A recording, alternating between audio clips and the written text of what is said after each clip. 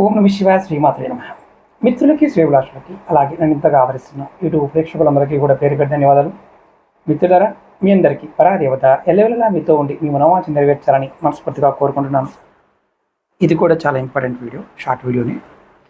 చాలామంది ఆడపిల్లలకి పెళ్ళి అవ్వడం లేదు గురువుగారు, వయసు వచ్చేస్తుంది, సంబంధాలు దగ్గర దాకా వస్తున్నాయి, కుదరటం లేదు, సంబంధం మాట్లాడిన తర్వాత వద్దంటున్నారు, ఏ కారణం అర్థం కావడం లేదు, ఏదైనా ఈ బాధ నుంచి బయటపడడానికి తేలికైన మార్గం ఉంటే చెప్పండి అని చాలామంది అడిగారు.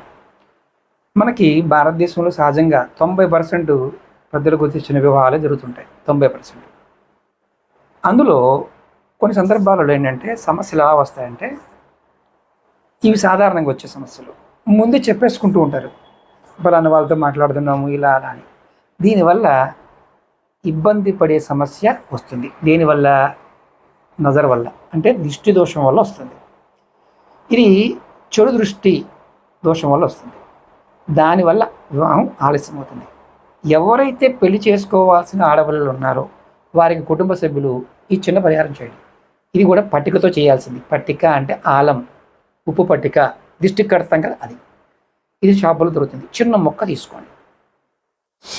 ఎవరైతే అమ్మాయి ఉంటుందో అమ్మాయికి 3 సార్లు సవ్యదిశలో అంటే క్లాక్ వైజు తిప్పండి, కింద నుంచి పైదాకా.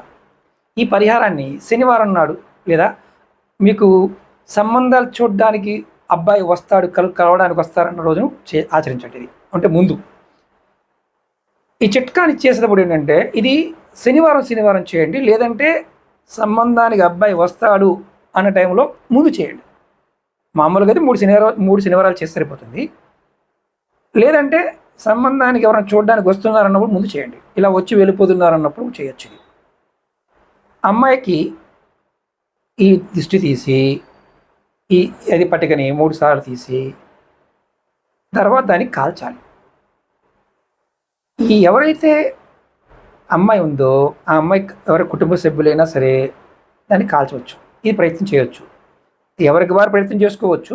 తల చుట్టూ వాళ్ళు క్లాక్ వైజ్ తిప్పుకోవచ్చు, లేదంటే పెద్దవాళ్ళ ఇంట్లో వాళ్ళు ఎవరైనా చేయవచ్చు.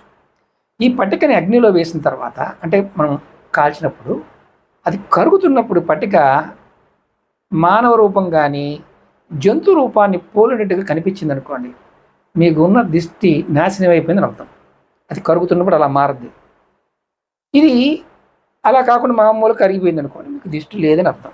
కాబట్టి జంతు రూపం కానీ మానవ రూపం కానీ జస్ట్ మనకు అలా రూపం పట్టిక ముక్క అలా కనిపిస్తే మాత్రం మీరు జాగ్రత్తగా ఈ పరిహారం పనిచేస్తుందని అర్థం. చెక్ చేసుకోండి, ప్రయత్నించండి. ఓం నమః శివాయ శ్రీమాత్రే.